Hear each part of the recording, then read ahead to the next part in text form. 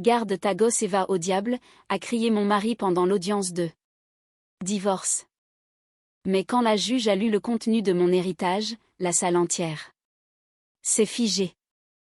Tout le monde. La juge, la greffière, la sténographe dont le doigt s'est arrêté net sur ses touches. Même l'avocat de Xavier, ce type au sourire arrogant dans son costume gris, qui avait passé les 40 dernières minutes à jouer les sûrs de lui, est devenu immobile. Mon fils a enfoui son visage dans mon épaule. J'ai posé ma main sur sa nuque pour le maintenir contre moi, sans bouger.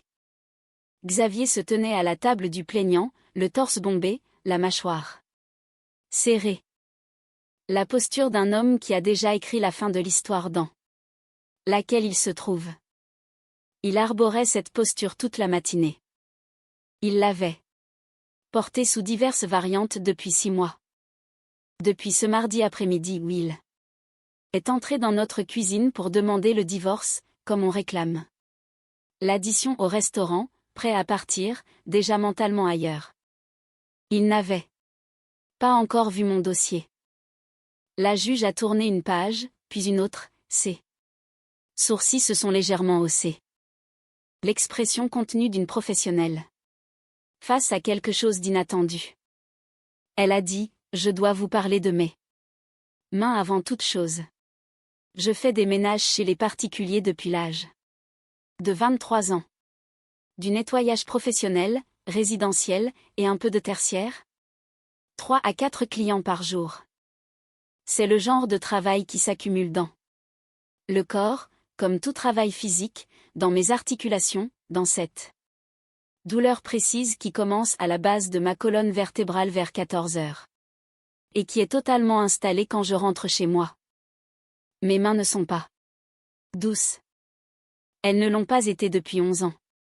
Ce sont les mains d'une femme qui travaille, un fait avec lequel j'ai fait la paix, et que Xavier, durant nos années ensemble, mentionnait avec une fréquence que je comprends maintenant. Comme une façon de me rappeler ma position par rapport à la sienne. Je m'appelle Sofia Reyes. J'ai 34 ans. J'ai un fils nommé Matteo, qui a 6 ans, qui a la bouche de son père dans mes yeux, et qui a couru vers moi ce matin-là au tribunal avant que nos avocats n'aient dit un mot, se blottissant contre moi avec la certitude physique d'un enfant qui a décidé où se trouve sa sécurité. Je l'ai gardé contre moi. Je le tenais ainsi depuis 6 mois. Je veux vous parler des 5 années précédant ce mardi après-midi, car elles constituent le contexte de tout ce qui a suivi. Xavier Ramirez avait 37 ans quand je l'ai épousé. Il est beau d'une manière très calculée. Le genre d'homme qui a toujours compris que son apparence est un outil et qu'il l'utilise avec précision. Il travaille dans la gestion de projets immobiliers. Il est confiant, charmant et doué socialement. Le genre de personne qui parle à tout le monde lors d'une soirée en donnant l'impression que chaque échange compte. C'est aussi le genre de personne qui a toujours eu une théorie sur l'argent des autres. Le sien, c'était un rempart, une ressource qu'il gérait et déployait selon ses calculs. Mon argent, c'était le nôtre, une contribution au foyer, une ressource partagée, dans laquelle il puisait avec l'aisance de celui qui n'a jamais eu besoin de demander la permission. Ce n'était pas un conflit que nous avions. C'était la structure dans laquelle nous vivions. Je l'ai compris petit à petit. Comme on comprend les dimensions d'une pièce en marchant dans le noir, non pas en la voyant clairement, mais en tâtonnant ses bords un par un. Je nettoyais 3 maisons les lundis, mercredis et vendredis. 4 les mardis. J'étais à la maison à 16 heures, ce qui me laissait assez de temps pour prendre une douche et commencer le dîner avant de devoir aller chercher Matteo chez ma mère. Et Xavier rentrait de ce qu'il appelait ses investissements. Les investissements étaient l'autre structure. Xavier courait après des investissements depuis aussi longtemps que je le connaissais. Un partenariat de restaurant qui s'est dissous après 6 mois, une perte de 12 000 € partagée. Entre nous, une syndication immobilière qui avait nécessité 18 000 € de mes économies et n'avait rien rapporté. Un système de location de matériel de construction que je n'avais pas compris et dans lequel j'avais investi 7 000 € parce qu'il l'avait présenté comme urgent et évident, qualifiant mon hésitation de manque de confiance. Chaque projet m'était expliqué après coup.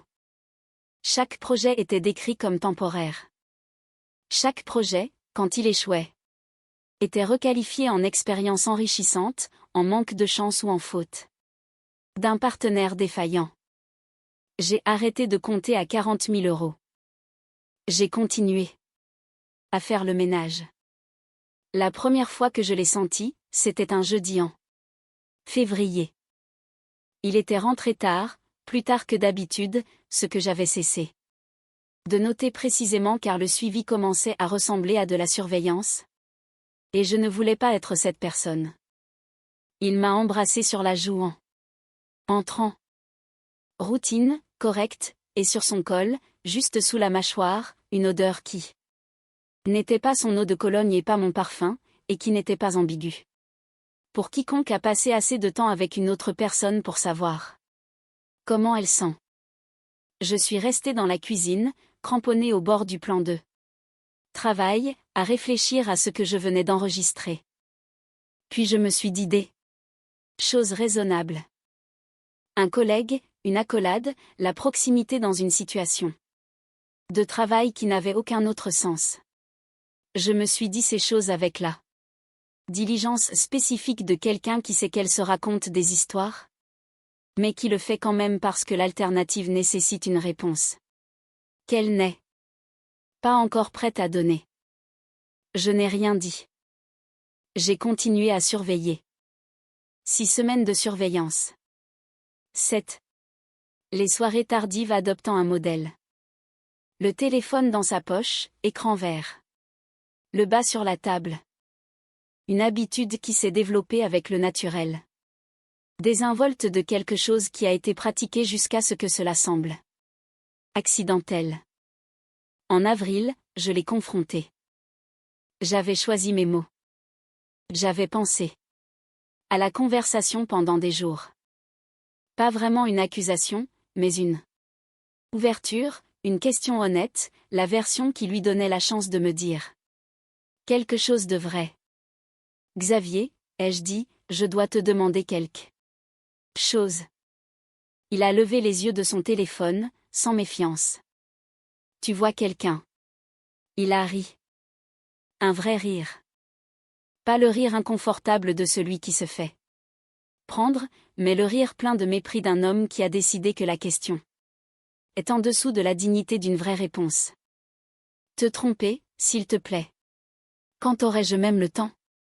Le rire résonnait encore dans sa voix quand il l'a dit, comme si l'idée était intrinsèquement absurde. Comme si j'étais charmante de poser une telle question. Je l'ai regardé. Quelque chose s'est durci en moi cette nuit-là. Pas de la rage, quelque chose de plus froid et de plus permanent. Le durcissement spécifique d'une personne qui a compris en une seule phrase que la relation dans laquelle elle est n'est pas celle qu'elle pensait, que l'homme en face d'elle a décidé qu'elle ne mérite pas la vérité. Je n'ai rien dit d'autre. Je suis allée me coucher. J'ai commencé à tenir des archives le lendemain matin. 2 mois après cette conversation, une lettre est arrivée du cabinet d'un notaire. J'ai failli ne pas l'ouvrir. Le courrier juridique a une qualité de terreur particulière qui donne envie de le laisser sur la table pendant un jour ou 2 avant d'y faire face. Mais je l'ai ouvert cet après-midi-là, avec Mathéo à l'école et Xavier au travail. Mon oncle Maurice était décédé. Maurice Reyes était le frère cadet de mon père. C'était un solitaire. La famille l'appelait ainsi, le mot qu'ils utilisaient quand ils voulaient dire « difficile à comprendre » et « à part ». Il ne s'était jamais marié. Il avait travaillé dans la construction pendant 30 ans et avait apparemment investi ce qu'il gagnait avec la patience spécifique d'un homme qui n'avait personne pour le dépenser et aucune raison de se presser. Il m'avait laissé quelque chose.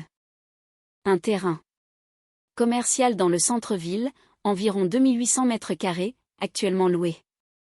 La lettre du notaire disait « Évaluation du marché en cours avant succession finale.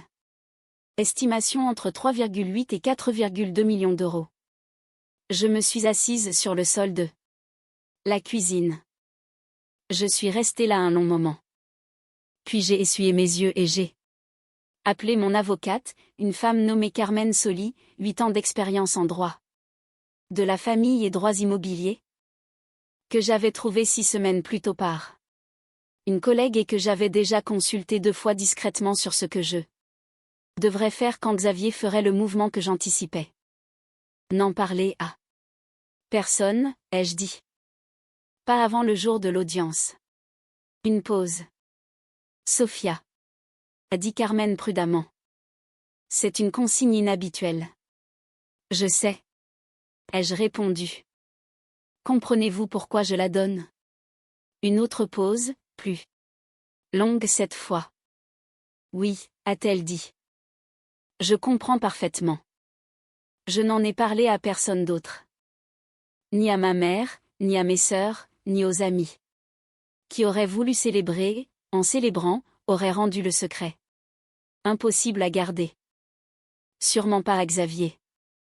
6 mois après la lettre, Xavier est rentré un mardi après-midi et a demandé le divorce, comme s'il s'agissait d'une transaction qu'il avait décidé d'exécuter.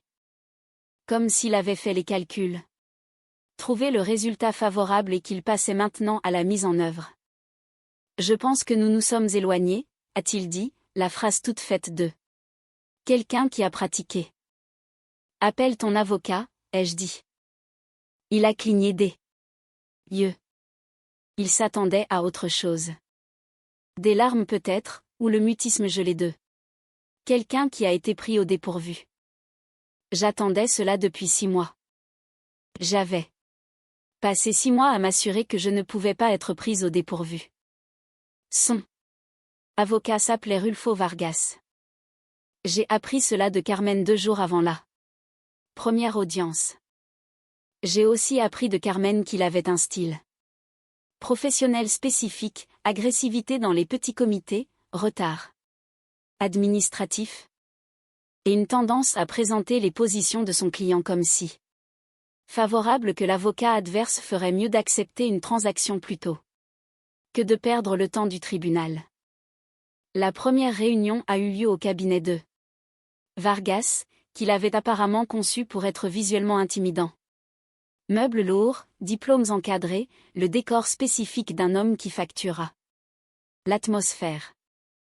Il a commencé par regarder les documents que Carmen avait déposés, puis m'a regardé par-dessus ses lunettes de lecture avec le sourire d'un homme qui a fait un calcul et trouvé le résultat confortable.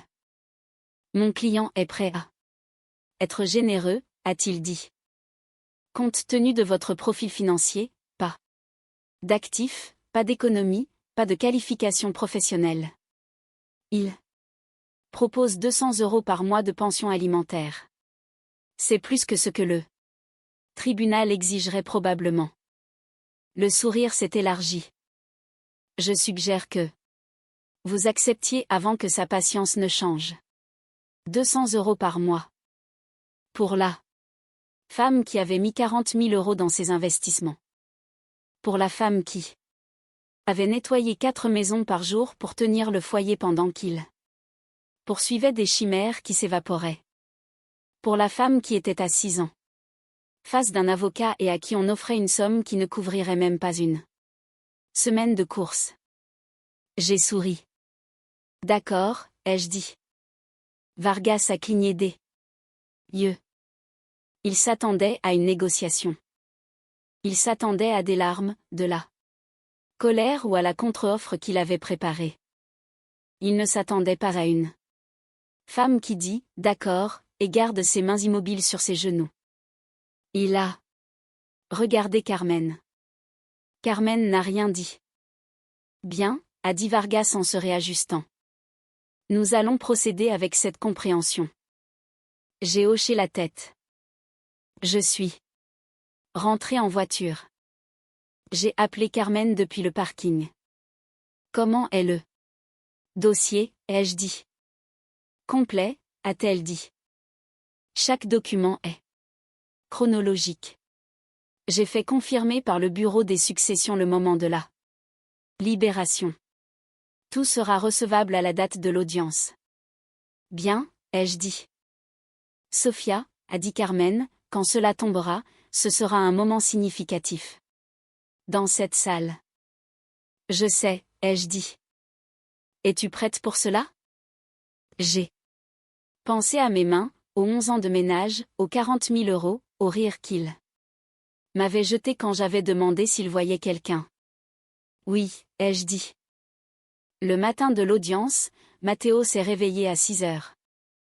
Il est venu dans ma chambre, s'est glissé dans le lit à côté de moi, a posé sa petite main sur mon bras et n'a rien dit.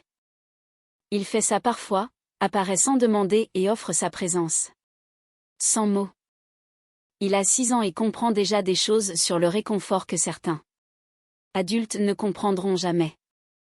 Je lui avais dit, de la manière honnête et adaptée à son âge que Carmen avait suggéré, que nous allions au tribunal. Aujourd'hui pour parler à une juge de notre situation familiale. Je lui avais dit qu'il n'avait pas à s'inquiéter. Je lui avais dit que je serais là tout le temps. Tu as peur, maman, a-t-il dit dans l'oreiller. J'ai réfléchi à la réponse. Non, ai-je dit, je sais ce qui va se passer. Il a semblé accepter cela. Nous sommes restés là quelques minutes de plus dans le calme matinal. Puis nous nous sommes levés, habillés, et j'ai conduit jusqu'au tribunal avec le dossier de Carmen dans mon sac et le calme spécifique d'une personne qui s'est préparée aussi complètement que possible et qui attend simplement que cela commence. Xavier était déjà dans le couloir à notre arrivée. Il m'a regardé avec l'expression qu'il arborait depuis le mardi où il avait demandé le divorce. Une sorte d'indifférence installée, le regard de quelqu'un qui a décidé que la transaction n'est qu'une formalité. Il a regardé Matteo avec quelque chose de plus compliqué pendant un bref instant, puis a détourné le regard. Son avocat se tenait à côté de lui en costume gris, jouant déjà la confiance, la posture confortable d'un homme qui s'attend à ce que les 2 prochaines heures soient routinières. Je les ai regardés tous les deux. Puis, j'ai regardé Carmen. Elle avait mon dossier dans sa mallette, organisé, classé. Spécifique. 8 mois de travail. Prête, a-t-elle dit. Oui, ai-je dit. Nous sommes entrés. L'audience s'est déroulée comme le font ces choses-là, procédurales, documentées. La accumulation minutieuse de preuves que le tribunal des affaires familiales exige avant de décider quoi que ce soit. Vargas a présenté la position de Xavier. En premier. Le mariage s'était détérioré. Les 2 parties tournaient la page. La répartition financière était simple compte tenu des actifs communs limités. Il a dit, actifs communs limités, avec l'assurance tranquille d'un homme dont le client lui avait dit qu'il n'y avait rien qui valait la peine d'être trouvé. Carmen a écouté. Elle n'a pas interrompu. Elle n'a pas contesté. Elle a laissé Vargas construire l'image qu'il était en train de dresser. Elle est restée assise, dossier fermé, à attendre. Puis la juge, Madame la juge Béatrice Morale, 17 ans au siège du tribunal familial, avec la concentration spécifique de celle qui lit les dossiers attentivement et ne forme pas de conclusion avant que les preuves ne soient complètes, a regardé les documents devant elle et a dit, avocat. J'ai quelques documents supplémentaires dans le dossier de la plaignante. Vargas a levé les yeux, confus un bref instant avant de se reprendre. Votre honneur, je crois que tous les documents ont été déposés à l'avance. Ceux-ci ont été déposés à l'avance, a dit la juge morale. Par L'avocate de la plaignante. Je les examine maintenant. Elle a tourné une page, puis une autre. Ses sourcils, les sourcils contrôlés et entraînés d'une juge qui ne joue pas la comédie, se sont légèrement haussés. Il y a autre chose? A-t-elle dit. Xavier a bougé sur son siège. Près de moi, Matteo a pressé son visage contre mon épaule. Monsieur Ramirez, a dit la juge morale, posant la page et le regardant droit dans les yeux. Étiez-vous employé comme superviseur de projet à la société de construction Garcia et associés entre 2019 et 2022? Le front de Xavier s'est plissé. Oui, pourquoi? Parce que la propriété commerciale dont votre femme a hérité de son défunt oncle est actuellement louée à cette société. Elle a regardé le document. Le bail a été signé en 2019.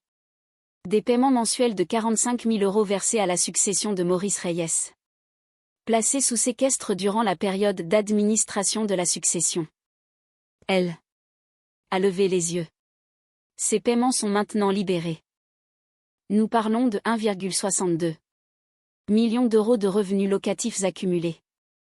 Ce terrain est la propriété exclusive de votre épouse. La salle ne bougeait plus. Je ne veux pas dire que les gens sont devenus immobiles.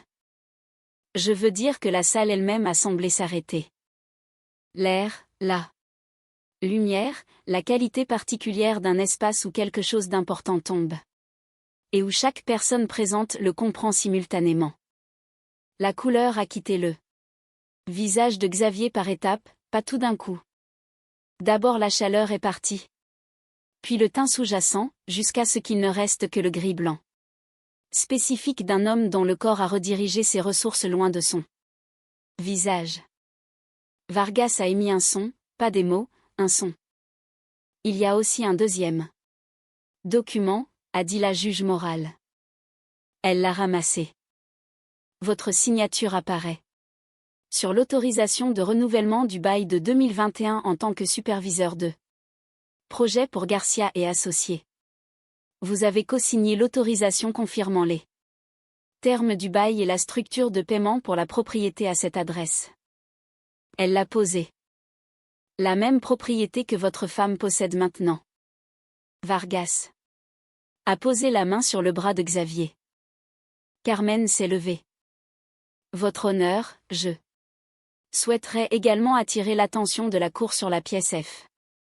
Une correspondance envoyée il y a 18 mois depuis l'adresse électronique professionnelle de Monsieur Ramirez.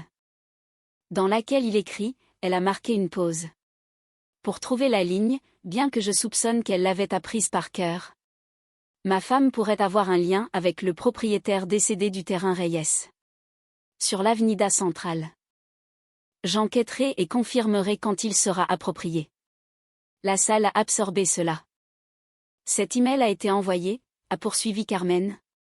Exactement il y a 18 mois, 14 jours avant que Monsieur Ramirez ne dépose sa demande initiale de divorce et 12 jours avant que son avocat ne propose à ma cliente une offre de règlement de 200 € par mois. Elle s'est assise. La juge morale a regardé Xavier.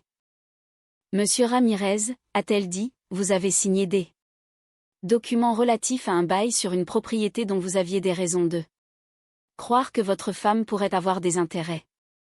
Vous avez ensuite demandé le divorce 2 semaines après un email dans lequel vous déclariez enquêter sur ce lien, et vous avez autorisé une offre de règlement de 200 € par mois à une femme dont vous aviez des raisons de croire qu'elle venait d'hériter d'environ 4 millions d'euros en biens immobiliers. La bouche de Xavier s'est ouverte. Rien. Vargas s'est penché près de lui, a chuchoté. Xavier a secoué la tête une fois, puis s'est arrêté. L'héritage est la propriété exclusive de la plaignante selon les statuts actuels, a déclaré la juge morale avec la finalité plate d'une juge qui a atteint une conclusion et l'énonce maintenant. Pour le dossier. Il n'est pas soumis à la division matrimoniale. Vous Paierai 3 500 € par mois de pension alimentaire pour enfants, en plus de tous les frais médicaux et éducatifs documentés pour Matteo Ramirez, à réviser annuellement. Elle l'a regardé fixement. Le marteau a frappé. Dans le couloir, il a essayé de m'atteindre. Il avait l'expression d'un homme qui a perdu une chose et qui n'a pas encore compris que la perte est permanente. Toujours dans la phase où il croit que les mots sont à sa disposition, que s'il trouve les bons, la situation devient récupérable. Sophia, s'il te plaît. Cela a dérapé. Je peux expliquer l'email. Ce n'était pas ce que Carmen s'est interposée entre nous avec l'aisance exercée de quelqu'un qui a fait cela maintes fois. Je n'ai pas arrêté de marcher. Je ne me suis pas retournée. Matteo était à mes côtés, sa main dans la mienne. Il regardait droit devant lui avec l'attention concentrée d'un garçon de 6 ans. Qui a décidé de suivre l'exemple de sa mère et qui le fait bien. Maman, a-t-il dit alors que nous poussions les portes du tribunal vers l'après-midi. Oui. Est-ce qu'on va bien? J'ai regardé mon fils, la bouche de son père. Mes yeux, la personne spécifique et particulière qui a été créée en partie par les choix que j'avais faits et en partie par des choses qui n'avaient rien à voir avec des choix du tout. Oui, ai-je dit. On va bien. Bien? A-t-il dit. Il a tenu ma main. Nous avons marché jusqu'à la voiture. Je veux te parler de l'oncle Maurice parce qu'il mérite plus qu'une ligne. Il avait 61 ans quand il est mort. Il ne s'est jamais marié, n'a jamais eu d'enfant, vivait dans un appartement près du terrain qu'il avait acheté en 1998 pour 180 000 € avec 30 ans de salaire de construction et la patience d'un homme qui comprenait qu'un bon morceau de terrain dans une ville en pleine croissance ne reste pas à 180 000 € pour toujours. Il avait un chat. Il appelait mon père 2 fois par an. Il venait aux réunions de famille occasionnellement et restait dans un coin à siroter une bière en observant. Et tout le monde disait qu'il était bizarre, distant, le solitaire de la famille, et personne ne lui demandait à quoi il pensait. Il pensait au terrain. Il pensait à la plus-value composée et aux structures de bail à long terme et à la patience spécifique d'un homme qui a décidé que la chose la plus utile qu'il puisse faire avec l'argent est de le laisser quelque part dessus et d'attendre. Il me l'a laissé à moi, pas à mes sœurs, pas à ma mère, pas aux cousins qui lui avaient parlé plus récemment ou aux parents qui avaient fait plus d'efforts. Moi, j'ai demandé à son notaire, après que la succession a été réglée, si Maurice avait dit quelque chose sur le pourquoi. Le notaire, un homme calme nommé Pablo Estrada, qui avait géré les affaires de Maurice pendant 12 ans, m'a regardé un moment. Oui, a-t-il dit. Pablo m'a dit prudemment que tu étais la seule dans la famille qui travaillait de ses mains et qui ne s'en excusait pas. Je suis restée avec ça. J'ai pensé à mes mains, aux crevasses, à la douleur, aux 11 ans de maison. Il a aussi dit, a ajouté Pablo, qu'il avait observé comment ton mari parlait de ton travail et il voulait que tu aies quelque chose qui soit entièrement à toi. Il avait observé. Il avait observé, ne disait rien, et construisait quelque chose pour moi. Je n'ai pas pleuré dans le bureau de Pablo. J'ai pleuré plus tard à la maison, à la table de la cuisine où Xavier s'était autrefois moqué de moi parce que je posais une question honnête. J'ai pleuré pendant un moment.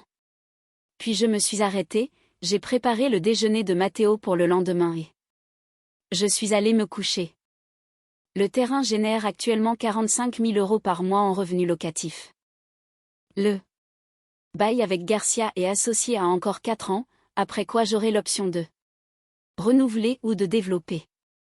Carmen m'a mise en contact avec un avocat spécialisé en promotion immobilière nommé Rodrigo Vega, 11 ans d'expérience dans l'immobilier commercial, recommandé par 3 personnes différentes qui connaissent le domaine, qui est en train d'examiner les options. Les 1,62 millions d'euros de revenus locatifs accumulés sont sur un compte à mon seul nom. Le premier paiement de pension alimentaire de Xavier est arrivé le premier du mois suivant, à l'heure, ce que son avocat lui avait apparemment souligné comme étant la norme attendue. Je ne sais pas ce qui s'est passé entre lui et la femme dont j'avais senti le parfum sur son col. Je ne sais pas, et j'ai découvert avec une certaine surprise que je n'en ai pas besoin. Cette porte particulière s'est fermée, et ce qui se trouve derrière est son problème. Maintenant. Matteo a commencé le CP en septembre. Il se débrouille bien.